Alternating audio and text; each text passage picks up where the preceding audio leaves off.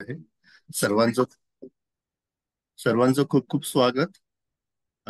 State psychologist असोसिएशनचा उपाध्यक्ष या नात्याने मी सर्वांचं स्वागत करतो आणि सर्वांना आजच्या या मानसिक आरोग्य दिनाच्या जागतिक मानसिक आरोग्य दिनाच्या खूप खूप शुभेच्छा.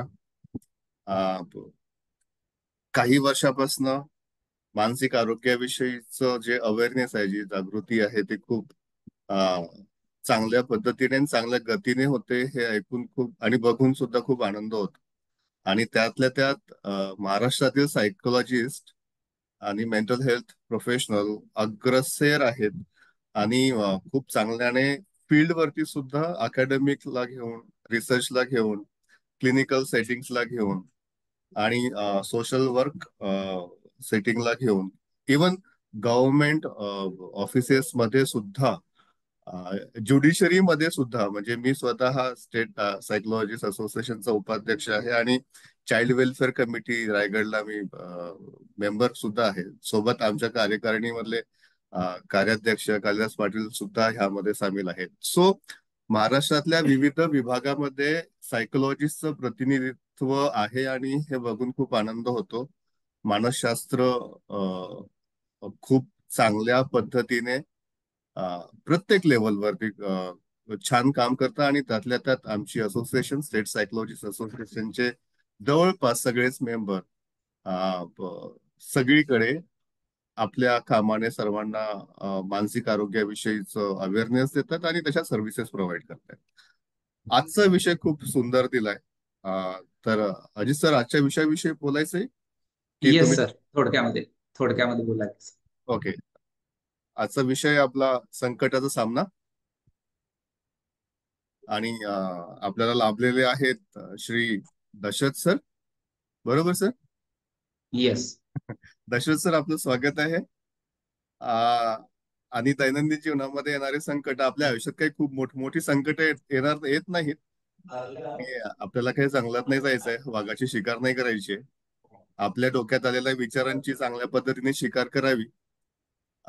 इतकीच इतकीच कौशल्य आपल्याकडे असावी आणि त्याविषयीच चांगल्या पद्धतीने एक मार्गदर्शन आज आपल्याला लाभलंय. दशरथ सरांचं खूप खूप स्वागत आणि थँक्यू. येणाऱ्या आभार आहे सर. येणाऱ्या सेशन करिता खूप खूप शुभेच्छा. थँक्यू. मी इथे थांबतो कारण मला दशरथ सरांना ऐकायचं आहे आणि मला वाटतं ह्या चर्चेमध्ये दशरथ सरांचे व्ह्यूज एक्सप्रेस झाल्यानंतर पार्टिसिपेंटने सुद्धा प्रश्न विचारावेत. एक लक्षात घ्या, आपण सायकोलॉजिकल एज्युकेशन करतोय, हो ना? आणि एज्युकेशन मध्ये चर्चा होणे महत्वाचं. एखाद जण सांगतो आणि तसंच्या तसं आपण ऍक्सेप्ट करायचं. आणि मनात ऍक्सेप्टन्स नसेल आणि त्याविषयी बोलायचं नाही, असंही नको व्हायला. बरं का? आपण सगळे परिपक्व लोक आहोत, शिकलेली लोक आहोत. तर मनात येणारे विचार, प्रश्न, डाऊट्स हे सगळे अ, अधिकाराने विचारावेत, अशी सर्वांना विनंती आहे. आणि मी दशरथ सरांना आणि अजित सरांना, हा, आणखी एक सांगावंसं वाटतं की हा जो काही शो होतोय आपल्या पुढे, ह्यामध्ये अजित सरांचा, आमचे सचिव डॉक्टर अजित पाटील ह्यांचं खूप मोठं वाटा आहे. आणि ह्या निमित्ताने मी त्यांचे सुद्धा कार्यक्रमाच्या सुरुवातीलाच आभार मानतो की त्यांनी छान पद्धतीने हा कार्यक्रम फ्रेम केलाय आणि इनिशिएट सुद्धा केलाय. आणि मी त्यांना वचन दिलंय की हे तिन्ही दिवस मी त्यांच्यासोबत आहे. कसल्याही पद्धतीचं असिस्टन्स हवं असेल तर I am there. And thank you very much Ajit, and all the best for this 3 days. आणि माझं पण एक सेशन आहे, त्या सेशनची मी खूप छान पद्धतीने तयारी करतोय. आणि होपफुली हे 3 दिवस मॅक्सिमम सायकोलॉजिस्ट पर्यंत आपण पोहोचू आणि त्यांच्यापर्यंत स्टेट सायकोलॉजिस्ट असोसिएशनचे विचार पोहोचेल अशी अपेक्षा बाळगतो. आणि सर्वांना शुभेच्छा. Ajit sir, please continue. Thank you very much. Yes. Thank you very much sir. उपाध्यक्ष या नात्यानं आपण तिन्ही दिवस इथे उपस्थित राहणार आहात. तर याच कार्यक्रमासोबत आमचा खास सायकोलॉजिस्ट लोकांच्यासाठी सुद्धा कार्यक्रम पुढे असणार आहे. तर वेळ न दवडता, कारण पुढचा कार्यक्रम लगेचच आम्हाला फक्त सायकोलॉजिस्ट लोकांसाठी घ्यायचा आहे. तर मी या कार्यक्रमाच्या प्रस्तावनेनंतर मुख्य वक्त्यांच्याकडे येतोय. आजच्या ह्या मार्गदर्शनाचे प्रमुख वक्ते दशरथ सावंत सर, यांची मी थोडक्यात ओळख करून देतो. दशरथ सावंत सर हे रिहॅबिलिटेशन सायकोलॉजिस्ट म्हणून नोंदणीकृत सायकोलॉजिस्ट आहेत. जसं डॉक्टरांना रजिस्ट्रेशन असतं तसंच मानस तज्ज्ञांना सुद्धा रजिस्ट्रेशन असतं. जसं डॉक्टरांच्यासाठी त्यांच्या हॉस्पिटलमध्ये गेल्यानंतर त्यांची एक फ्रेम करून ठेवलेलं सर्टिफिकेट आपण पाहतो, तशाच पद्धतीनं सायकोलॉजिस्ट साठी सुद्धा तसं एक सर्टिफिकेट असतं. आणि असे certified, government certified rehabilitation psychologist Dashrath Sawant sir हे मागील बरेच वर्ष भारती विद्यापीठ सांगली येथील सायकॅट्री डिपार्टमेंटमध्ये, मनोविकृती विभागामध्ये विविध मानसिक विकारांच्या वरती मानस तज्ज्ञ म्हणून सल्ला व मार्गदर्शन देत आहेत. आज या ठिकाणी ते कोणत्याही मनोविकृतीबद्दल बोलणार नाहीयेत, तर आपल्याला आपल्या आयुष्यामध्ये दैनंदिन जीवनामध्ये जे आघात येतात, ह्या आघातामधून सावरण्यासाठी प्रथमोपचार नेमका कसा करावा या विषयावरती आपल्याशी संवाद साधणार आहेत. मग हा आघात नैसर्गिक असेल किंवा अनैसर्गिक असेल, म्हणजे पुरासारख्या आपत्ती असतील, भूकंपासारख्या आपत्ती असतील, युद्धजन्य आपत्ती असतील, किंवा एखाद्या व्यक्तीच्या वैयक्तिक आयुष्यामध्ये आलेले काही तणावजन्य, आघातजन्य घटना असतील, ह्या सर्व गोष्टींच्या मध्ये जसं आपण एखाद्या रस्त्यावरती एखाद्या व्यक्तीला काही ऍक्सिडेंट झाला तर तिथं प्रथमोपचार करतो, बरोबर. प्रत्येक 2 व्हीलर 4 व्हीलर विकत घेतल्यानंतर त्यामध्ये किट आपल्याला मोफत मिळतं प्रथमोपचाराचं, एक बँडेजची पट्टी, एक मलम वगैरे वगैरे मिळतं ना. तर ही झाली शरीरासाठीची प्रथमोपचार. अशाच पद्धतीनं जेव्हा आघात येतो त्यावेळेला मानसिक प्रथमोपचार सुद्धा असतात, आणि ते आपण कसे वापरावेत या संदर्भामध्ये आज दशरथ सावंत सर आपल्याशी एका मुद्देसूद पद्धतीने आपल्याशी पहिल्या सत्रामध्ये बोलणार आहेत. या सत्राचा वेळ साधारणपणे 40 मिनिटं असेल, आणि त्याच्यानंतर पुढच्या दुसऱ्या सत्रामध्ये आपल्या सर्वांच्या साठी प्रश्न उत्तरासाठी हे सेशन ओपन असणार आहे. आपण आपले प्रश्न चॅट बॉक्स मध्ये लिहून पाठवू शकता, किंवा ज्यांना तशी अडचण येईल त्यांना माईक ओपन करण्याची मुभा दिली जाईल, ते करतील. तर आपण सर्वजण ज्यासाठी उत्सुक आहोत ते दशरथ सावंत सर यांना ऐकण्यासाठी. तर मी विनंती करेन की दशरथ सावंत सर, आता संपूर्णपणे ह्या कार्यक्रमाची सूत्र आपल्या हातामध्ये. Thank you sir. थँक्यू. येस.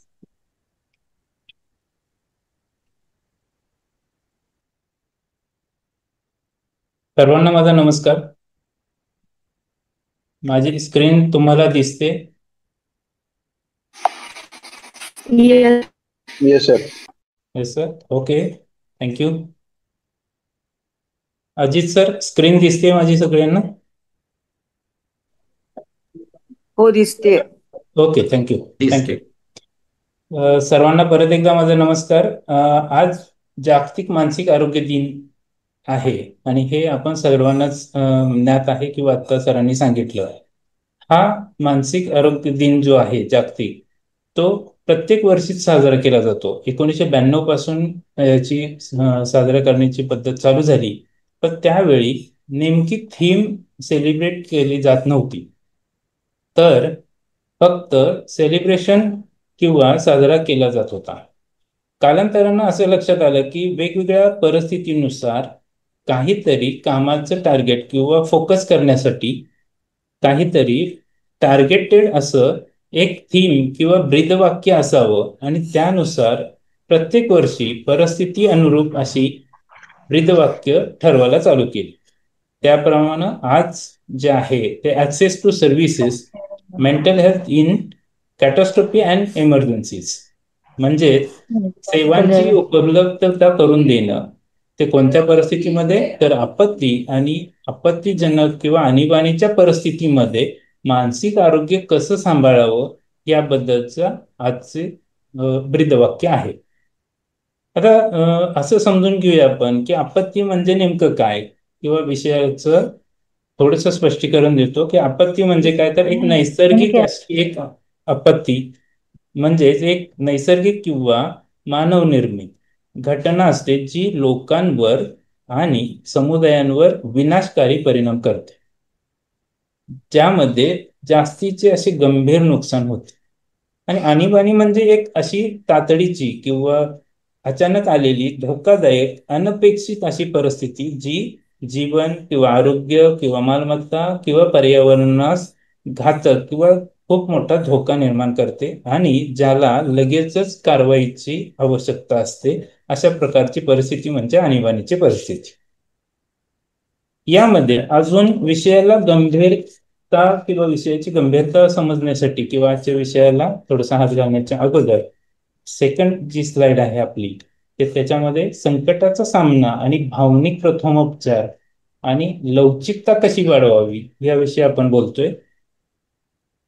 त्यामध्ये भाग जो पहिला आहे तो संकटाचा भावनिक परिणाम का आणि कसा होतो. Sorry for disturb. Yes, sir. Participants, आपणास विनंती आहे की आपण एडिट बटनावरून काही करू नये. नम्रता, नरेंद्र जे आहेत त्यांनी एडिट बटनातून बाहेर यावं. येस, जे झाले ते इरेज पण करता येऊ शकतं आपल्याकडून, कारण स्क्रीनवरचे अक्षर मग पार्टिसिपेंट्सना दिसणार नाही. नरेंद्र सर, आपण इरेज करावं जे केले ते.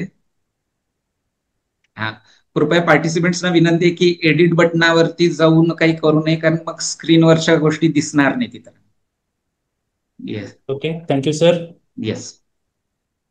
तर मी असं बोलत होतो की संकटाचे प्रकार खूप असतात. त्याच्यामध्ये नैसर्गिक आपत्ती, अपघात आणि आरोग्य आणीबाणीच्या मानसिक आरोग्यावरती गंभीर परिणाम असं करणारे खूप प्रकारचे संकट असतात.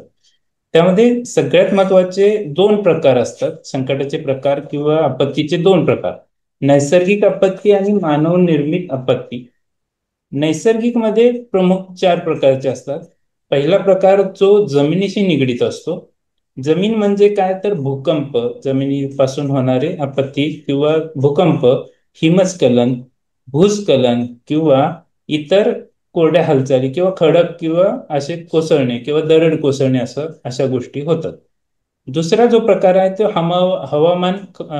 हवामानाशी निगडीत असा जो आहे तो म्हणजे वादळ, उष्णतेची किंवा थंडीची लाट येणं, मोठ्या प्रमाणात दुष्काळ पडणं किंवा जंगलातील आग किंवा जमिनीवरची आग किंवा अतितापमान म्हणजे खूप वेळ असा उन्हाळा पडणं किंवा अत्यंत हिवाळी किंवा अगदी बर्फ पडण्याची अवस्था, अशा प्रकारचा हा सगळा हवामानाचा प्रकार.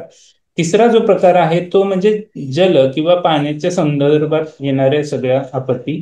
त्याच्यामध्ये महापूर किंवा सामान्य पूर म्हणूया आपण, किंवा वादळाची लाट म्हणू, किंवा सुनामी सारख्या हालचाली. ह्या सगळ्या गोष्टी पाण्याच्या संदर्भातल्या आपत्ती आहेत. आणि चौथा जो की जैविक किंवा सूक्ष्म जीवाच्या संबंधित आहेत, आणि त्यामध्ये साथीचे रोग किंवा विषाणूजन्य रोग किंवा बॅक्टेरियल इन्फेक्शन म्हणू, किंवा तुम्हाला आम्हाला जो ज्ञात आहे तो म्हणजे कोविड-19. अशा प्रकारे ह्या 4 प्रकारच्या नैसर्गिक आपत्ती आहेत. आणि मानवनिर्मित आपत्तीमध्ये पहिला आहे तो औद्योगिक क्षेत्रातील आपत्ती. त्याच्यामध्ये रासायनिक गळती, स्फोट किंवा वायू गळती किंवा विषबाधा होणे किंवा किरणोत्सर्ग होणे.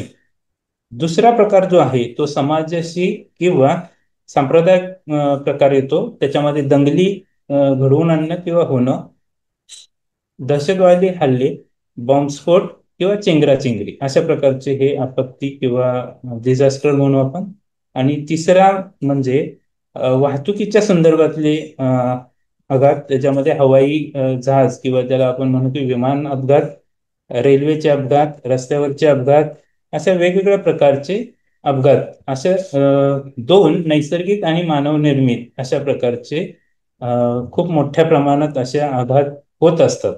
आणि अजून थोडंसं अजून आपल्या जवळ येण्यासाठी किंवा विषयाचे गांभीर्य लक्षात येण्यासाठी मी अलीकडचेच काही आपल्या भारतातील काही घटना तुमच्या पुढं शेअर करू इच्छितो. त्याच्यामध्ये भोपाळ गॅस ट्रॅजेडी सगळ्यांनाच माहिती आहे. 1984 मध्ये मध्य प्रदेशमध्ये ती घडली. त्याच्यामध्ये 10,000 पेक्षा जास्त लोक मृत्युमुखी पडले आणि 55 लाखापेक्षा जास्त जखमी झाले. दुसरी घटना, आणि खूपच आपण लहान होतो त्यावेळी लोकांनी बऱ्याच वेळा बघितली, बऱ्याच गोष्टी त्यात अनुभवल्या किंवा बघितल्या, ते म्हणजे लातूरचा भूकंप. महाराष्ट्रामधली ही सर्वात मोठी घटना 1993 साली घडली. त्यामध्ये 7,928 लोक मृत्युमुखी पडली आणि 30,000 पेक्षा जास्त इंजुर्ड होती. आणि इतर मालमत्तेचं नुकसान झालं ते तुम्हाला आम्हाला माहिती आहे, ते खूपच भयंकर होतं. तिसरी म्हणजे भुज चा भूकंप 2001 मध्ये गुजरातमध्ये झाला. तुम्हाला आम्हाला सगळ्यांना माहिती आहे की सकाळीच ध्वजारोहणाच्या वेळीच हा घडला. त्याच्यामध्ये 63,000 पेक्षा जास्त लोकांमध्ये म्हणजे बाधित झाली आणि बऱ्याच गोष्टी तिथं सहन कराव्या लागल्या. इंडियन ओशन सुनामी सगळ्यांनीच बघितली, टीव्ही माध्यमातून आपण बघितली की तमिळनाडू, केरळ, पांडिचेरी, आंध्र प्रदेश किंवा अंदमान निकोबार मध्ये ह्या सगळ्या गोष्टी घडल्या होत्या की 2004 मध्ये ही सुनामी भारताला खूपच मोठं नुकसान करून गेली आणि त्याच्यामध्ये 27,90,000 लोक बाधित झाली होती. आणि अलीकडची आणि सगळ्यात आठवणीत राहणारी किंवा आपण पुढच्या पिढीला आवर्जून सांगणारी आणि ही वेगळीच अशी घटना आपण अनुभवली, ती म्हणजे कोविड-19. कोविड-19 आपण विसरू शकत नाही. हे सर्वांनीच आपण बघितली आणि ते खूपच भयंकर होतं. आणि त्यामध्ये एक गोष्ट मला आवर्जून म्हणजे ठळकपणे बोलावीशी वाटते की त्यामध्ये मात्र शारीरिक स्वास्थ्यापेक्षा मानसिक स्वास्थ्य जपणं किंवा चांगलं ठेवणं किती महत्वाचं आहे हे बऱ्याच लोकांना कळालं. एक उदाहरण सांगेन मी. आमचं एक कोविड सेंटर त्यावेळी चालू होतं. सकाळी लवकर ते पीपी किट घालून राऊंड घ्यायचो आम्ही. असं लक्षात यायचं की अगदी फिट आहे, म्हणजे पल्स रेट चांगला आहे, सगळ्या गोष्टी चांगल्या आहेत, फिजिकली फिट आहे किंवा कमी वयाचा मुलगा असा आहे. पण संध्याकाळी मात्र तो अचानकच जायचा. ह्या सगळ्या गोष्टी का होत होत्या? तर शारीरिक फिजिकल फिटनेसपेक्षा मानसिक स्वास्थ्य किंवा ताणतणाव, स्ट्रेस किंवा मी आता कोविड झाला म्हणजे मरणारच, अशा बऱ्याच गोष्टीमुळं ते अचानक लोक जायचे. मला खूप दुःख व्हायचं आणि सांगतानाही मला त्या गोष्टी अजूनही आठवतात. आणि मला अधोरेखित करायचा हा मुद्दा की शारीरिक स्वास्थ्यापेक्षाही मानसिक स्वास्थ्य अगदी महत्वाचं आहे. त्यावेळी त्यानंतर कोविड-19 नंतर बऱ्याच लोकांना हे कळालं आणि म्हणून तर बरेच लोक सकाळी फिरायला जाणं किंवा योग, प्राणायाम वगैरे गोष्टी करायला सुरुवात केली. त्याच्यामध्ये दुसरा भाग जो आपण स्क्रीनवर बघतोय तो म्हणजे भावनिक लक्षणं. तर भावनिक लक्षणांमध्ये भीती, असहाय्यता, गोंधळ, उदासीनता, अनिद्रा आणि एकाकीपणाची किंवा लोनलीनेसची जे इमोशन्स आहेत किंवा भावना आहेत त्यामधलं हे लक्षण. म्हणजे बऱ्याच वेळा अशा आपत्ती किंवा डिझास्टर नंतर वाचलेल्यांचे म्हणजे सर्वायव्हर जे असतात त्यांमध्ये विविध प्रकारच्या मानसिक समस्या निर्माण होतात. तर त्यामध्ये म्हणजे लक्षात येणाऱ्या गोष्टी म्हणजे शॉक, म्हणजे मानसिक जो शॉक बसतो तो, त्याला धक्का म्हणू किंवा मनावर बसलेला धक्का, आघात, किंवा डिनायल फेज, दुःख किंवा चिंता, भीती, राग, चिडचिडपणा, एकाग्रता किंवा कॉन्सन्ट्रेशन करता न येणं, असे बरेच लक्षणं. त्याच्यामध्ये निराशा किंवा असहाय्यता किंवा उपयोगाची भावना, म्हणजे ज्याला आपण होपलेसनेस, हेल्पलेसनेस आणि वर्थलेसनेस म्हणतो आपण, त्या गोष्टी. सामाजिक दूर जाणं, म्हणजे एखाद्या ठिकाणाविषयी किंवा ज्या ठिकाणी असा प्रसंग किंवा आघात झाला किंवा आपत्ती आली त्या ठिकाणापासून दूर जाणं किंवा एखाद्या विशिष्ट घरातील आठवणी त्रासदायक घडतात म्हणून दूर जाणं, ज्याला सोशल विड्रॉल म्हणू आपण, अशा प्रकारे. कारण ते सामना करू शकत नाही, तिथं थांबू शकत नाही, थांबल्यानंतर बऱ्याच वेळा ते आठवणी येतात. म्हणून अशा वेळी अजून काही मानसिक लक्षणे लक्षात येतात, ते म्हणजे नशेच्या पदार्थांचा गैरवापर होणे, म्हणजे डिप्रेशन किंवा हताशाची भावना वाढल्यामुळं किंवा जवळच्या लोकांचा विरह सहन न झाल्यामुळं नशेचे पदार्थ किंवा असे ड्रग्सचा गैरवापर किंवा अतिवापर होतो. स्वतःला हानी पोहोचवणं, अशा बऱ्याच वेळा स्वतःलाही हानी लोक पोहोचवतात. कारण जगून काय उपयोग किंवा वर्थलेसनेस आहे, मी असाही आहे, अशा भावनेमुळे हताशता येते. त्यावेळी असे करतात काही लोक. स्वतःला किंवा देवाला दोष देतात, स्वतःला दोष देतात किंवा देवाला दोष देतात की हे काय घडलं वगैरे वगैरे. स्वतःची सेल्फ इस्टीम कमी होते, आत्मसन्मान कमी होतो, इतरांबद्दल किंवा जीवनाबद्दल नकारात्मकता च्या भावना किंवा निगेटिव्ह थॉट्स वाढतात.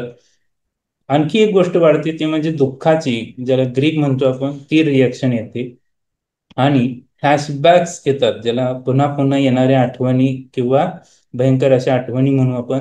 स्वप्नांमध्ये भयंकर असे स्वप्न पडतात, जास्त रडणे, झोपेचा त्रास किंवा झोपच उडून जाणे किंवा भूक न लागणे, असे बरेच भावनिक लक्षणं आपल्याला या आपत्तीनंतरच्या वाचलेल्या किंवा अशा लोकांमध्ये निर्माण होतात.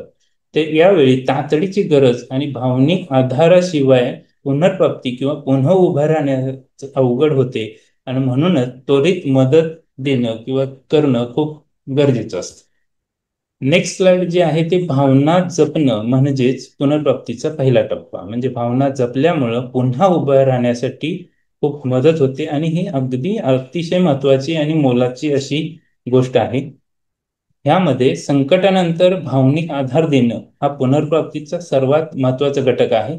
योग्य मार्गदर्शन आणि आधाराने व्यक्ती त्रासातून बाहेर पडू शकते. यामध्ये मी एक सर्वांना एक अझूम करायला सांगेन. अझूम 1%च लोक करतील, 90% किंवा 99% लोकांना हा अनुभव असेल, एक्सपिरियन्स असेल कधी ना कधी. एक घटना मी उभा करायचं मनामध्ये आपल्या चित्रित करण्याचा प्रयत्न करतोय. टू व्हीलरवरून आपण कधी ना कधी गाडी स्लिप होऊन पडतो. गाडी स्लिप होणं हा एक कॉमन भाग आहे. पाण्यामुळं किंवा बऱ्याच गोष्टींमुळे, छोटा दगड त्याच्यावरून घसरणं किंवा बऱ्याच गोष्टीमुळं वरचे वर किंवा बऱ्याच वेळा आपण पडलेलो असतो. तर ह्यामध्ये मी एक घटना तुमच्या पुढे मांडत आहे. कल्पना करा की अचानकच गाडी स्लिप झाली आणि आपण पडतो. त्यावेळी आपल्याला काहीच सुचत नाही, गोंधळलेली अवस्था असते मनाची आणि जे काय अपेक्षितच नाही अशा प्रकारचा हा प्रसंग आपल्या समोर उभा राहतो. आणि त्यावेळी आपल्याला जी लोक मदत करतात, कोण बऱ्याच वेळा येतात, उठवतात आपल्याला. येण्या जाणारे लोक असतात ते म्हणजे साईडला गाडी लावतात स्वतःची, आपली गाडी बाजूला लावतात, आपल्या गाडीचे इंडिकेटर किंवा बऱ्याच गोष्टी खराब झालेल्या असतात, आरसा फुटलेला असतो. स्वतःच्या मात्र शारीरिक गोष्टींमध्ये गुडघ्याला जखम होणे, कोपराला किंवा हाताला जखम होणे किंवा अशा बऱ्याच गोष्टी होत असतात. त्यामध्ये मात्र जी रस्त्यावरची अनोळखी, जी कधीही आपण पाहिलेली नसतात अशी लोक आपल्याला उठवतात, रस्त्याच्या कडेला किंवा सुरक्षित ठिकाणी बसवून त्यांच्या बॅगेतली पाण्याची बॉटल काढून आपल्याला पाणी प्यायला देतात आणि आधार देतात, ज्याला आपण म्हणू की भावनिक आधार, की काळजी करू नका, तुम्ही व्यवस्थित आहात, तुमची गाडी व्यवस्थित आहे, काही काळजी करू नका. आणि ह्या गोष्टी ज्या होतात ह्या खूपच महत्वाच्या असतात. त्यावेळी भावना जपलेली जी लोक असतात ते आपल्या देवासमान आपल्याला वाटतात. म्हणजेच ह्याच्यामध्ये पुनर्प्राप्तीचा पहिला हा जो टप्पा आहे इथं आपल्याला लक्षात येईल की ह्या अनुभवाच्या माहितीनुसार. नेक्स्ट जो भाग आहे तो सायकोलॉजिकल फर्स्ट एड, हा जो महत्वाचा मुद्दा आहे किंवा आजच्या थीमचा हा महत्वाचा भाग आहे, PFA. तर याची व्याख्या किंवा डेफिनेशन अशी आहे की नैसर्गिक आपत्ती किंवा त्रासदायक प्रसंगानंतर त्वरित दिला जाणारा जो भावनिक आधार आणि मानसिक स्थिरीकरण आपण म्हणू की म्हणजेच PFA. तर ह्याच्यामध्ये ह्या गोष्टी विकास किंवा डेव्हलपमेंट केली ते म्हणजे national child traumatic stress network आणि national centre for the PTSD यांनी वैज्ञानिक संशोधनावर आधारित विकसित केलेले ह्या सगळ्या गोष्टी आहेत. PTSD म्हणजे पोस्ट ट्रॉमॅटिक स्ट्रेस डिसऑर्डर, म्हणजे आघातानंतरचा प्रसंग किंवा परिस्थिती. स्ट्रेस डिसऑर्डर म्हणजे ताणतणाव येणारे, हातून मानसिक विकृती निर्माण होणं. ह्या सगळ्या गोष्टीवरती ते संशोधन कार्य करत असतात. त्यांच्याकडून ह्या सगळ्या गोष्टीचा विकास झालेला आहे. त्याला परत एकदा मी बोलतोय, national child traumatic stress network आणि national centre for the PTSD यांनी हे संशोधन करून त्याच्यावरती विकास केलेला आहे. तर याच्यामध्ये सगळ्यात महत्वाचा भाग जो आहे तो त्वरित ताण कमी करणे किंवा अशा प्रसंगामध्ये सुरक्षितता प्रोव्हाइड करणे किंवा पुन्हा आपल्याला उभं राहण्यासाठी मदत करणे. जो की मी आता प्रसंग तुम्हाला 2 मिनिटापूर्वी आपल्या डोळ्यासमोर उभा करण्यासाठी किंवा चित्रित करण्यासाठी जो सांगितला, त्यामध्ये जो बाधित व्यक्ती आहे तो उभा करण्यासाठी जी लोक आपल्याला अनोळखी भेटली ज्यांच्याशी काही संबंध नाही अशी लोक सुद्धा आपल्याला मदत करायला उभा राहिली, अशा प्रकारचं जे काम करतात त्यामध्ये बऱ्याच गोष्टी आधार देणं, मानसिक आपल्याला मराठी भाषेत शब्द असा आहे की हायसं वाटतं आपल्याला, म्हणजे अशा भावनिक सपोर्टमुळे आपल्याला हायसं वाटतं आणि पुन्हा आपण उभा राहतो. त्या सगळ्या गोष्टीचा त्याच्यामध्ये अंतर्भाव होतो. नेक्स्ट जो भाग आहे तो PFA चे 8 मुख्य घटक आहेत आणि ते म्हणजे एक एक आपण पाहू. त्याच्यामध्ये जो पहिला जो आहे तो संपर्क आणि संवाद, म्हणजे गैरहरकतीचे संवाद किंवा व्यक्तीकडे सहानुभूतीनं सिम्पॅथेटिक अप्रोचनं आपण पाहिलं पाहिजे. निर्णय न घेता संवाद साधत राहिलं पाहिजे. त्यांच्या ज्या काही गरजा आहेत त्या गोष्टीकडे आपण बारकाईने लक्ष ठेवलं पाहिजे. ह्या सगळ्या गोष्टी त्याच्यामध्ये अंतर्भाव होतो. दुसरा जो भाग आहे तो ऐकण्याची तयारी, म्हणजे आपल्याला शांतपणे किंवा संयमानं पेशन्सली व्यक्तीचे जे काय अनुभव आहेत ते मन मोकळेपणाने आपल्याला सांगण्यासाठी त्यांना प्रोत्साहन देणं आणि ऐकून घेण्याची आपली तयारी पाहिजे आणि त्या गोष्टी आपण केल्या पाहिजेत. आणि तिसरा आणि महत्वाचा भाग जो आहे तो म्हणजे आधाराचा संदेश. त्या अशा बाधित व्यक्तींना मी तुमच्यासाठी येते आहे किंवा आम्ही तुमच्यासाठी येते आहे हा संदेश स्पष्टपणे द्यायचा आहे. आणि एकटे नसलेलीची जी भावना आहे किंवा एकटाच मी आहे किंवा आता मी कसं सावरायचं यातून ही भावना त्यांची कमी होते आणि मग मनोबल वाढतं पुन्हा उभा राहण्यासाठी. आणि यामध्ये संपर्क आणि संवाद हा 3 ह्या गोष्टीतून खूपच चांगल्या प्रकारे विकसित होतो. नेक्स्ट जी दुसरी स्लाइड आहे सुरक्षितता आणि आराम. याच्यामध्ये तातडीची सुरक्षितता देणे खूप गरजेचं असतं, म्हणजे शारीरिक धोके दूर करणे खूप गरजेचं असतं. म्हणजे एखादी घटना घडली की शारीरिक धोके जे आहेत ते बाजूला करणे किंवा एखाद्या सेफ ठिकाणी त्यांना बाजूला ठेवणं ह्या गोष्टी खूप महत्वाच्या आहेत. प्रसंग समजा भूकंपाचा असेल आणि ते एखाद्या म्हणजे अशा ठिकाणी आहेत की बिल्डिंग किंवा बिल्डिंगचा काही भाग पडू शकतो, अशा ठिकाणापासून त्यांना बाजूला घेणं, त्यामध्ये शारीरिक धोके किंवा इतर इन्फेक्शन होऊ नयेत म्हणून तातडीची मदत करणं, अशा गोष्टी त्यात इन्क्लूड आहेत किंवा समावेश होऊ शकतो. शांत वातावरण तयार करणं हे खूप गरजेचं असतं, कारण व्यक्ती अशा घटनेनंतर स्वतःच रेसलेस किंवा अशांत होते, मन सैरभैर होत असतं, काही कळायला मार्ग नसतो. अशा वातावरणामध्ये मन शांत करून त्यांना शांत वातावरणामध्ये थोडंसं बाजूला घेणं खूप गरजेचं असतं. त्यांची मनातील भीती कमी करण्यासाठी स्पष्टीकरण देणं गरजेचं असतं की म्हणजे तुम्ही भ्यायची गरज नाही, आम्ही तुमच्या बरोबर आहोत, किंवा बऱ्याच गोष्टी आपण त्यांना सांगून भावनिक आधार देणं गरजेचं असतं. प्राथमिक उपचारांची व्यवस्था करणे हाही खूप महत्वाचा भाग आहे. त्याच्यामध्ये फर्स्ट एड खूप प्रकारचे असतात, फिजिकल फर्स्ट एड आणि बऱ्याच गोष्टी, त्या उपचारांची व्यवस्था करणं खूप गरजेचं असतं. आणि मानसिक आराम त्यांना दिला म्हणजे ते व्यक्ती सुरक्षित जागेत त्यांना बसवणं, पाणी देणं किंवा अन्नाची व्यवस्था करणं किंवा गरज असल्यास त्यांना विश्रांतीची व्यवस्था करणं, हा सगळा भाग त्यामध्ये अंतर्भाव होतो. नंतरचे तिसरा जो घटक आहे तो स्थिरीकरण, म्हणजे भावनिक अस्थिरता कमी करण्याचा प्रयत्न करण्यासाठी 3 गोष्टी महत्वाच्या आहेत. त्याच्यामध्ये ओळख, म्हणजे अतिशय घाबरलेल्या ह्या व्यक्ती असतात, त्यामुळे गोंधळलेल्या अवस्थेमध्ये त्या व्यक्तींची ओळख करणं किंवा ओळखीचं आहे असं त्यांना वाटल्यामुळं खूपच भावनिक अस्थिरता कमी होते किंवा ओळख निर्माण केल्यामुळं त्यांना हायसं वाटतं. दुसरा घटक आहे तो म्हणजे श्वासोच्छ्वास, म्हणजे आपण बऱ्याच वेळा त्यांना श्वास किंवा ज्याला आपण बीपी म्हणतो, ते पल्स रेट वाढलेला असतो किंवा बीपी वाढलेला असतो, अशा वेळी खोल श्वासावरती लक्ष केंद्रित करून मानसिक स्थिरता आणायला त्यांना आपण मदत करू शकतो.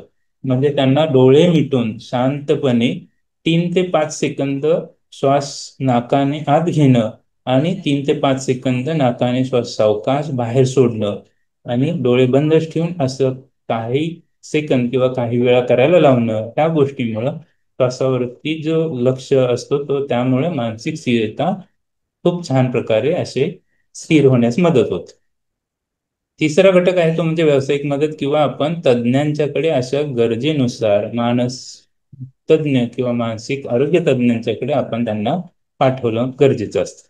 ह्याच्यामध्ये सगळ्यात महत्वाचा भाग जो आहे तर जर व्यक्ती स्वतःला किंवा इतरांना धोका देऊ शकते असं वाटत असेल तर मात्र तातडीनं त्यांना तज्ज्ञांच्याकडे पाठवणं गरजेचं असतं. उदाहरणार्थ एखाद्या घटनेमध्ये खूपच हताश किंवा डिप्रेस्ड होऊन स्वतःला काही इजा करून घेणं किंवा सुसाईड अटेम्प्ट करणं अशा काही गोष्टी होत असतील किंवा असं आपल्या लक्षात येत असेल तर मात्र त्यांना आपण वेळ न घालवता तज्ज्ञांच्याकडे पाठवणं खूप गरजेचं असतं. किंवा इतरांनाही काही वेळी रागाच्या भरात इतरांनाही इजा पोहोचवण्याची शक्यता अशा लोकांच्याकडून असते आणि त्यांना मात्र तज्ज्ञांची खूप गरज असते. त्यांना आपण तिकडे पाठवणे खूप गरजेचं असतं.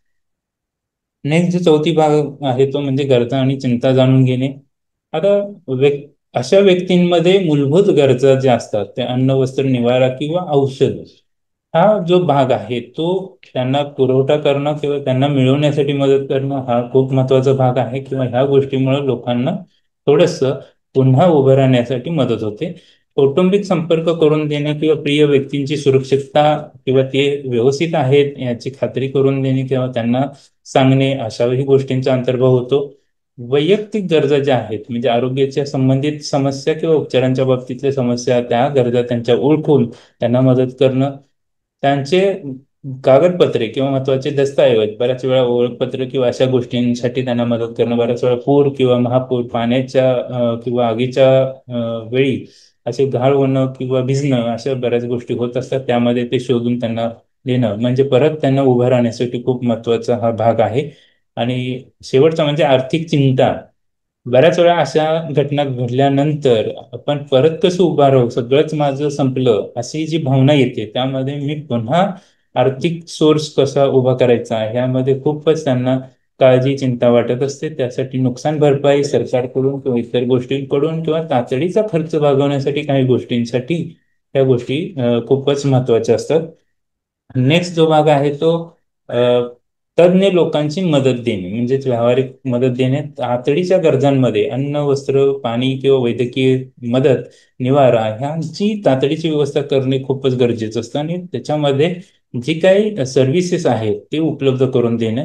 त्याच्यामध्ये सरकारी योजना, गव्हर्नमेंटच्या बऱ्याच योजना आहेत त्या त्यांना सांगणं. बऱ्याच NGO ची मदत घेणं किंवा अशा प्रकारच्या ठिकाणी बऱ्याच नॉन गव्हर्नमेंटल ऑर्गनायझेशन मदत करतात त्यांच्याकडून मदत मिळवून देणं. किंवा सामुदायिक संसाधन जे काय म्हणतो आपण सर्व्हिसेस त्यांचीही माहिती देणं खूप गरजेचं असतं. तर पुढे नेक्स्ट काय किंवा पुढं काय ह्या बाबतीत पुन्हा उभा राहण्यासाठी पुन्हा प्राप्तीसाठी व्यावहारिक योजना तयार करण्यात त्यांची मदत करून देणं ह्या गोष्टी खूप महत्वाच्या असतात. आणि अशा व्यक्तींच्या क्षमतेनुसार त्यांनाच काम जर दिलं तर त्यांना प्रोत्साहन दिलं काम करण्यासाठी तर त्यांचा आत्मविश्वासही खूप वाढतो आणि त्यांनाही खूप लवकर पुन्हा बाउन्स बॅक होण्यास मदत होते. ह्या सगळ्या गोष्टी कॉन्फिडन्स वाढत जातो आणि सेल्फ एस्टीम वाढत जाते की मी चांगला आहे किंवा मीही उभा राहिलो आणि दुसऱ्यांनाही मी मदत करू शकतो. हा जो कॉन्फिडन्स आहे तो खूपच महत्वाचा असतो आणि म्हणूनच आपण प्रोत्साहन दिलं पाहिजे. नेक्स्ट जो आहे तो सामाजिक आधार. सामाजिक आधाराशी जोडणी करून देणं म्हणजे कौटुंबिक संपर्क आणि इतर मित्रमंडळी वगैरे लोकांशी जवळच्या मित्रांशी संवाद साधण्यासाठी त्यांना परत भेटवणं किंवा कॉन्टॅक्ट करून देणं. समुदाय किंवा त्यांच्या समाजात किंवा इतर समुदायाच्या लोकांशी किंवा शेजाऱ्यांशी किंवा ह्यांच्याशी आपण त्यांना जोडलं करून देणं किंवा जोडून देणे. स्वयंसेवी संस्थांची मदत घेऊन किंवा इतर सगळ्या संपर्क करून देणं. धार्मिक संस्था ज्या असतात त्यांच्याशी समुदायाचे आध्यात्मिक किंवा इतर आधार मिळवून देणं ह्या सगळ्या गोष्टी त्याच्यामध्ये सामाजिक होतात. आणि सामाजिक आधारांमुळे भावनिक स्थैर्य वाढतं आणि एकाकीपणाची भावना कमी व्हायला मदत होते. ह्या सगळ्या गोष्टीचा त्यामध्ये अंतर्भाव होतो. सर्वात महत्वाचा भाग आहे तो म्हणजे ताण व्यवस्थापनाबाबत माहिती देणे. स्ट्रेस मॅनेजमेंट स्किल किंवा माहिती देण्यामध्ये मानसिक स्वास्थ्याची बाबतीत माहिती देणं खूप गरजेचं आहे. सामान्यरित्या अशा व्यक्तींमध्ये त्यांचे रिॲक्शन्स काय असतात तर अनिद्रा म्हणजे झोपच उडून जाते. कारण असा प्रसंग पाहिलेला असतो की जो आयुष्यात कधीही पाहिलेला नाही आणि तो सगळा अचानक समोर आलेला असतो. आणि हे सगळं स्वप्नात सुद्धा त्यांना त्रासदायक होतं किंवा झोपच लागत नाही किंवा लागली तरी स्वप्नात सुद्धा त्रास हा होतो किंवा ते लोक अनुभवतात. एकाग्रतेची कमतरता भासते म्हणजेच कॉन्सन्ट्रेशन करू शकत नाहीत किंवा पुन्हा निर्माण होण्यासाठी किंवा पुन्हा उभा राहण्यासाठी लक्ष केंद्रित करू शकत नाहीत. कारण ते परत परत त्यांच्या आठवणीमध्ये त्या बॅड मेमरीज परत परत येत असतात मूड खूप बदलत जातो आणि चिडचिड होणं हे एक साहजिक आहे. शारीरिक थकवाही जाणवतो, कारण ह्या सगळ्या मानसिक समस्यांमुळे शारीरिक गोष्टीवरती सुद्धा खूपच परिणाम होतो.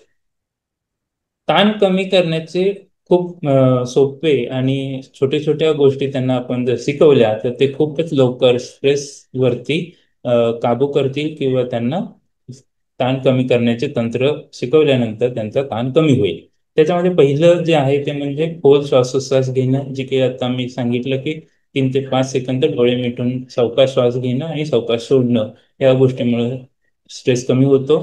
हलके व्यायाम करणे म्हणजे जसं की चालणे किंवा मॉर्निंग वॉक आपण म्हणू, तशा गोष्टी त्यांना सांगणे. नियमित झोप घेणे आणि वेळेवर झोपणे खूप गरजेचं आहे. जर एखाद्या व्यक्तीला खूपच अनिद्रेचा किंवा स्लीप डिस्टर्बन्सचा त्रास असेल तर स्लीप हायजीन सारख्या गोष्टीचं काउन्सिलिंग करणं खूप गरजेचं असतं. त्या त्या ठिकाणी गरजेनुसार त्या गोष्टी सांगाव्यात. पौष्टिक आहार घेणं हा खूपच महत्वाचा भाग आहे, कारण शारीरिक आणि मानसिक स्वास्थ्य ह्याचा खूप जवळचा असा संबंध आहे. त्यामुळे ह्या सगळ्या गोष्टी केल्यानंतर ज्या ह्या त्यांच्या रिएक्शन किंवा प्रतिक्रिया आहेत त्या सामान्य होतात आणि मग वेळेबरोबरच त्या सगळ्या कमी होत जाणं आणि मग त्यांना आशावाद किंवा धैर्य ह्या सगळ्या गोष्टीचे आपण पाठीशी असल्यामुळे ह्या सगळ्या गोष्टी होत जातात. आणि नेक्स्ट जो आहे तो आवश्यक सेवा उपलब्ध करून देणं, तातडीची मदत, मानसिक आरोग्य हॉटलाईन किंवा अशा गोष्टीची माहिती देणं, तातडीच्या सेवांशी संपर्क साधणे, व्यावसायिक उपचार किंवा ज्याला आपण म्हणू की मानसिक आरोग्य तज्ज्ञ किंवा सामाजिक कार्यकर्ते किंवा वैद्यकीय मदत जी असते ते मिळवून देण्यासाठी प्रयत्न करणे. दीर्घकालीन आधार खूप महत्वाचा असतो आणि म्हणूनच पुनर्प्राप्तीसाठी किंवा पुन्हा उभं राहण्यासाठी सतत त्यांचा फॉलोअप घेणं आणि त्यांना सहाय्यता किंवा योजनांची माहिती देणं, ह्या सगळ्या गोष्टींचा त्याच्यामध्ये अंतर्भाव होतो. तर योग्य आपण रेफरल किंवा ह्या सगळ्या गोष्टीचा फॉलोअप घेतला तर त्यामुळे ह्या व्यक्ती पूर्णपणे अशी बरी होण्यास मदत होते. नेक्स्ट भाग जो आहे तो लवचिकता आणि रेझिलियन्स, जो महत्वाचा भाग आहे. आजच्या थीमचा भाग जो आहे तो खूपच महत्वाचा, हा दुसरा सेकंड पार्ट आहे. पहिला जो आहे तो आपण बघितला PFA आणि त्याची 8 टेक्निक्स आपण बघितली. दुसरं आणि महत्वाचं लवचिकता म्हणजे रेझिलियन्स, हा काय भाग आहे किंवा त्याची परिभाषा काय आहे, तर संकटानंतर मनोबल टिकवून ठेवण्याची आणि पुन्हा उभं राहण्याची क्षमता म्हणजे रेझिलियन्स आपण म्हणू. शिकवणे आणि वाढणे ह्या गोष्टी खूप महत्वाच्या आहेत. कठीण परिस्थितीमध्ये आपण काही गोष्टी शिकतो आणि त्या गोष्टी मजबूत व्यक्तिमत्व किंवा पर्सनॅलिटी डेव्हलप व्हायला खूप वेळ म्हणजे बऱ्याच वेळा त्याची मदत होते. लवचिकता ह्या बाबतीत मला एक उदाहरण सांगावं लागेल किंवा तुम्हाला अजून समजण्यासाठी एक गोष्ट मी सांगेन की लवचिकता ही खूप महत्वाची आणि गरजेची गोष्ट आहे. बरेच या ठिकाणी मॅरिड किंवा अनमॅरिड लोक आहेत आणि त्यांना मी एक प्रसंग किंवा एक घटना सांगून या लवचिकतेबद्दल अजून थोडंसं इलेबरेट करणं इच्छितो. लग्न झालेले असतील तर नवरा बायकोतील वाद हा अटळ आहे आणि हा कॉमन आहे. प्रत्येक घरामध्ये घरातल्या प्रत्येक म्हणजे भांड्याला भांडं थटतं असं म्हणू आपण ते. आणि जर अविवाहित आहेत त्यांच्याही बाबतीत कोणतरी आपण घरातल्या लोक किंवा मित्रमंडळी वगैरे कधी ना कधी भांडतच असतो. पण हे जे काय मतभेद आहेत किंवा मिसअंडरस्टँडिंग असतं, हे जर लवकरच आपण सोडून दिलं तर खूपच फायदा होतो. लवकर नाही सोडून दिलं आणि आपण तसंच रिजिड राहिलो किंवा रुसून फुगवा किंवा अशा गोष्टी करून राहिलो तर मात्र त्याचे गंभीर परिणाम पुढं पुढं व्हायला लागतात. ह्या उदाहरणातून समजून घ्यायला पाहिजे आपण की लवचिकता किती महत्वाची आहे. कारण जेवढं आपण ताठर भूमिका ठेवू तेवढा आपलाही स्ट्रेस वाढतो, पुढचाही स्ट्रेस वाढतो आणि जेवढा वेळ आपण घालवू तेवढे निगेटिव्ह एकमेकांबद्दल किंवा पुढच्या व्यक्तीबद्दल निगेटिव्ह विचार वाढत जातात. हे मॅरेज काउन्सिलिंगमध्ये किंवा फॅमिली काउन्सिलिंगमध्ये बऱ्याच वेळा लक्षात येतं. आणि ह्या गोष्टीवरून किंवा ह्या उदाहरणावरून तुमच्या लक्षात आले असेल की लवचिकता किंवा रेझिलियन्स खूप महत्वाचा आहे. बहुस्तरीय प्रक्रिया किंवा वैयक्तिक कौटुंबिक आणि सामाजिक स्तरावर लवचिकता वाढवण्यासाठी आपण ह्या सगळ्यांना तयार करणं किंवा माहिती देणं किंवा प्रमोट करणं, मोटिवेट करणं खूप गरजेचं असतं. त्यामध्ये लवचिकता मग वाढवायची कशी किंवा त्याच्यामध्ये कुठले महत्वाचे घटक आहेत? तर पहिला आणि खूप महत्वाचा आहे की स्वतःची देखभाल करणे.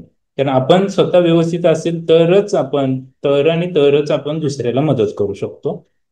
अन्यथा स्वतः आपण चांगले नाही आणि दुसऱ्याला मदत करायचे फक्त विचार असतील तर ते घडत नाही. दुसरा आणि खूप महत्वाचा जो भाग आहे तो म्हणजे प्रॉब्लेम सॉल्व्हिंग, ज्याला समस्या सोडवण्याची क्षमता म्हणू आपण, त्या गोष्टी विकसित करणं. तिसरा आशावाद आणि आत्मविश्वास वाढवणं, कारण आशा म्हणजेच होप्स जोपर्यंत वाढत नाही तोपर्यंत आत्मविश्वास आणि इतर गोष्टींना चालना मिळत नाही. चौथा ताण व्यवस्थापन कौशल्य म्हणजे स्ट्रेस मॅनेजमेंट स्किल्स डेव्हलप करणं किंवा शिकवणं. पाचवा सकारात्मक सामाजिक संबंध, पॉझिटिव्ह सोशल नेटवर्क निर्माण करणं हे खूपच गरजेचं आहे. आणि या सर्व घटकांचा विकास करून व्यक्ती भविष्यातील आव्हानांना तोंड देण्यास सक्षम होते आणि पुढचं जीवन जगणे किंवा पुन्हा उभं राहण्यासाठी ती सक्षम होते असं म्हणावे लागेल. यामध्ये सगळ्यात महत्वाचा भाग जो आहे तो म्हणजे लवचिकता. PFA आणि लवचिकता म्हणजे सायकोलॉजिकल फर्स्ट एड आणि लवचिकता हे कसे जोडले जातात याच्यावरती थोडंसं आपण प्रकाश टाकू.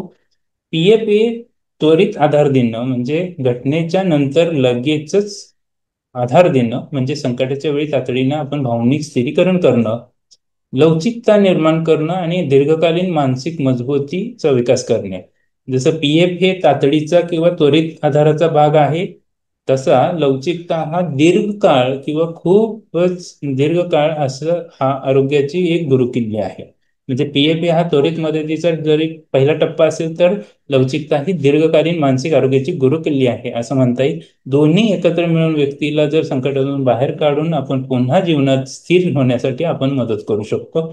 त्यामध्ये भविष्यातील तयारी करणं किंवा पुढच्या आव्हानांना मानसिक तयारी करणं, पुढच्या आव्हानांसाठी मानसिक तयारी करून घेणं, ह्या खूप गोष्टी महत्वाच्या असतात.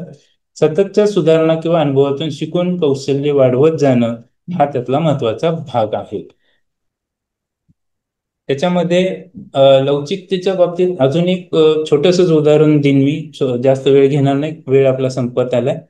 तर याच्यामध्ये एक अजून गोष्ट अशी की पूर परिस्थिती जवळपास आपल्या सगळ्यांनाच माहिती आहे किंवा आपण बघतो किंवा अनुभवलेली आहे. याच्या नदीच्या काठी किंवा जिथं पाणी जास्त अचानक वाढतं अशा ठिकाणी जर ताठर उभं राहणारं एखादं झाड झुडूप असेल आणि ते वाकत नसेल किंवा लवचिकता त्याच्याकडे नसेल तर पाण्याच्या प्रवाहामध्ये त्याचा मुळापासून उखडून जाण्याचा चान्सेस जास्त असतात. पण नदीकाठी तुम्ही लव्हाळ्या नावाची वनस्पती जर बघितली असेल तर पाण्याच्या प्रवाहाबरोबर ते लवचिकता किंवा फ्लेक्झिबिलिटी असते आणि ते पाण्याबरोबर लवचिकता असल्यामुळं पाण्याबरोबर ती लवते आणि पाणी निघून गेल्यानंतर परत आणि ताठ मानेने उभा राहते आणि ती मुळापासून कधीच उखडून जात नाही, तर पुढचं आयुष्य पुन्हा उभं राहते आणि चांगलं जीवन जगते. त्यामुळं मी या माध्यमातून असं सांगेन की तुम्ही आम्ही सुद्धा आपल्या दैनंदिन जीवनामध्ये स्ट्रेस मॅनेजमेंट किंवा अशा काही गोष्टी दैनंदिन ऍक्टिव्हिटीमध्ये किंवा डेली शेड्यूलमध्ये इन्क्लूड करून काही गोष्टी अंमलात आणणं आणि अशा परिस्थितीमध्ये जे की आपण आपत्ती आणि अशा गोष्टी ज्या बघतो, डिझास्टर्स ह्या गोष्टी आहेत, ते जे आजचं ब्रीद वाक्य आहे, येणाऱ्या पुढच्या काळामध्ये अशा बऱ्याच गोष्टी होण्याची शक्यता आहे. त्यासाठी आपण तयार राहणं आणि समाजातील इतर घटकांना सुद्धा आपण तयार करणं हा आजच्या थीमचा सर्वात महत्वाचा असा घटक आहे. या सगळ्या भाग बऱ्यापैकी कव्हर करण्याचा प्रयत्न झालेला आहे आणि मी आपल्या ज्या सायकोलॉजिकल स्टेट असोसिएशन आहे याच्या कार्यकारिणीच्या सर्व लोकांना मी आभार मानतो आणि विशेषतः अजित पाटील सरांना मी विशेष आभार मानतो की त्यांनी मला हे बोलण्याची संधी दिली. आणि आता इथून पुढचा जो भाग आहे तो अजित पाटील सरांच्याकडे मी हँड ओव्हर करतो. Sir please. Ajit Patil sir. Yes, धन्यवाद दशरथ सर. पहिलं सत्र खूप छान झालं. पुढच्या सत्रासाठी आपल्याकडे 5 ते 7 मिनिटं आहेत. ह्या 5 ते 7 मिनिटांमध्ये मी सर्व सहभागी लोकांना विनंती करेन की आपण आपले प्रश्न चॅटबॉक्स मधूनही विचारू शकता आणि प्रत्यक्ष सुद्धा विचारू शकता. या प्रश्नांची उत्तरं तुम्हाला आमच्या कार्यकारिणीमधील उपाध्यक्ष विशाल गणार सर ही देऊ शकतील, दशरथ सर ही देऊ शकतील, अलकाताई देऊ शकतील. तर open to all. Yes Vishal sir, तुम्ही तर या प्रश्नोत्तर मला सत्राचं नेतृत्व करावं. मला मला एक प्रश्न विचारावा वाटतो आणि तो मुद्दा मांडावा असा वाटतो की बऱ्याचदा वैचारिक संकट येण्याकरिता ऍक्च्युअली संकट यायची गरज आहेच असं नाही. काही काही लोक असे पण आहेत जे बसल्या बसल्या संकटात जातात.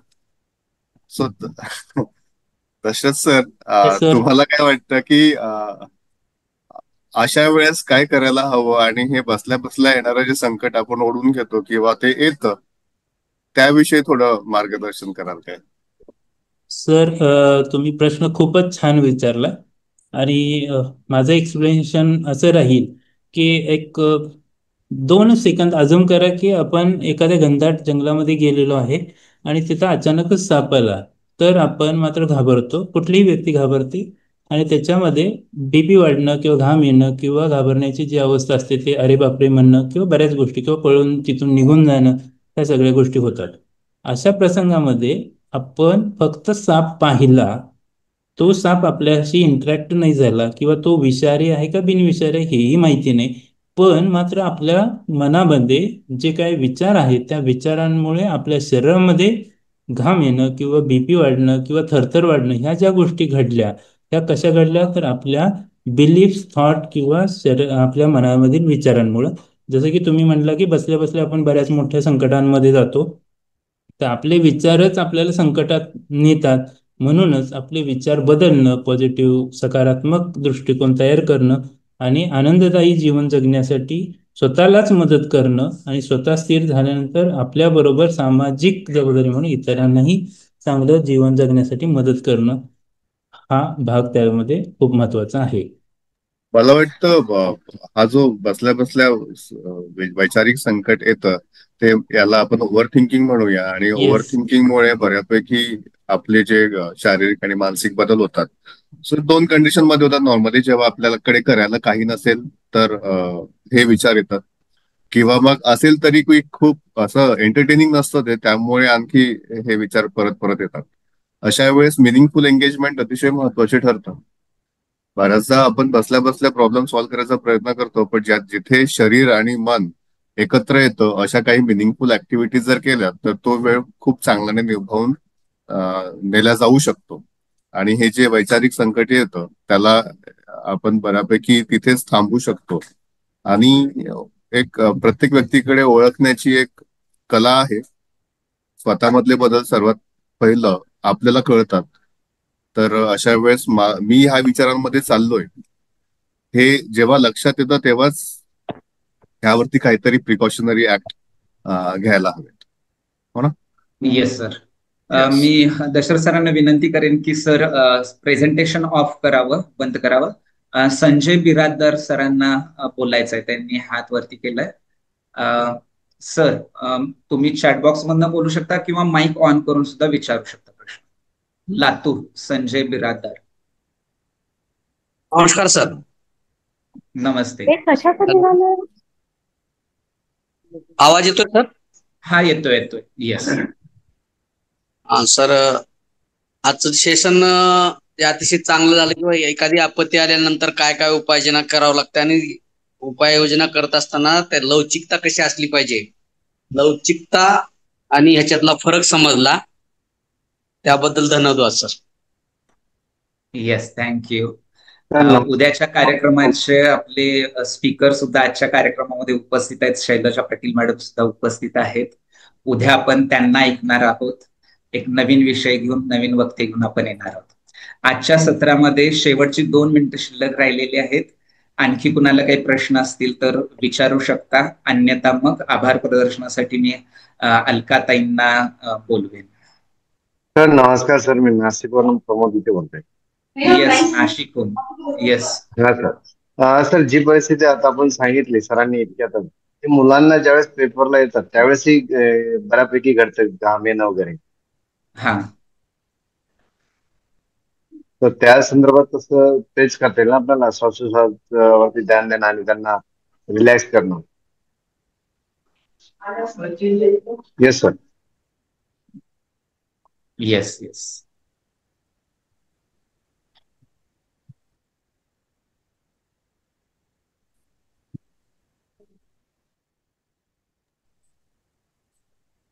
प्रश्नातलं उत्तर देते का कोणी?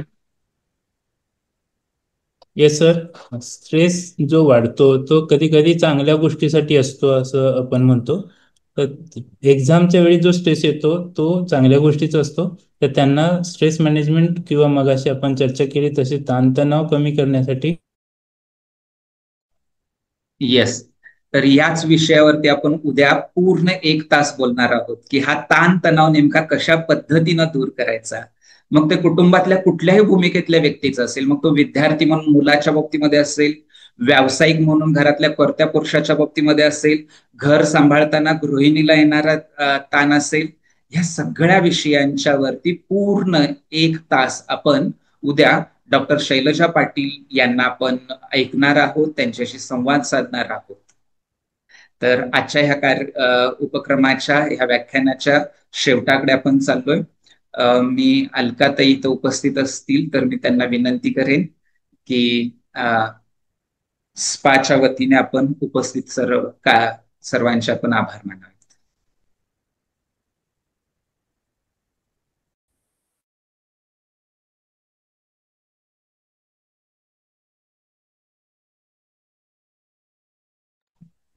अनम्यूट करायला सांगितलं ना. अनम्यूट करा.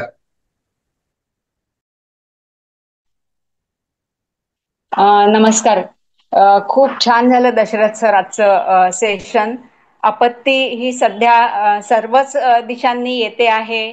या संपूर्ण पावसाळ्यामध्ये आपण सगळ्यांनी सगळ्या ठिकाणी संपूर्ण महाराष्ट्रामध्ये हे बघितलेलं आहे आणि त्या दृष्टीने आपण जे काही मार्गदर्शन केलं हे अतिशय उत्तम, सर्वांगाने म्हणतो आपण तशा प्रकारचं मार्गदर्शन झालं आणि त्यामुळे एकूणच आपत्ती व्यवस्थापन कसं करावं हा तर भाग झालाच, शिवाय जो येणारा ताणतणाव असतो त्याला कसं फेस करावं याबद्दलची पण आपण चांगली माहिती दिली. फ्युचरमध्ये काय करावं, त्यासाठीचं नियोजन कसं करावं याबद्दलची पण सुंदर माहिती आज सगळ्यांना मिळालेली आहे आणि त्यामुळे आम्ही स्पाच्या वतीने सर्वजण आपले आभार मानतो आहोत आणि पुन्हा आपल्याला नक्कीच भेटता येईल कधी ना कधीतरी अशी अपेक्षा व्यक्त करतो आणि आपल्याला धन्यवाद देतो. नमस्कार. धन्यवाद. येस. तर आजच्या कार्यक्रमाला मिळालेला हा उत्स्फूर्त प्रतिसाद की बरेच लोक ग्रुपमध्ये वाट पाहतात की इथं असलेली लोक बाहेर पडली तर आम्ही आज जाऊ शकतो. तर हा उत्स्फूर्त प्रतिसाद पाहून आम्ही आमची कपॅसिटी वाढवायचा उद्यासाठी नक्की प्रयत्न करू किंवा ही रेकॉर्डेड सेशन्स तुमच्या सर्वांच्यासाठी उपलब्ध करण्याचा प्रयत्न करू. आज जे उपस्थित राहू शकले नाहीत त्यांच्यासाठी सुद्धा इथून आम्ही आभार मानतोय. विशाल गानार सरांनी इथं आजच्या ह्या कार्यक्रमाचा अध्यक्षस्थान भूषवलं आणि अलकाताई इथे होत्या, त्यांनीही आपल्या सर्वांशी संवाद साधला. तर पुन्हा उद्या आपण भेटूया एका नवीन विषयावरती नवीन वक्त्यांच्या सोबत. तोपर्यंत आजच्यासाठी इथेच थांबूया. स्वतःचं स्वास्थ्य जपूया, सुदृढ राहूया, निरोगी राहूया आणि मनाची काळजी घेऊया. धन्यवाद. येस.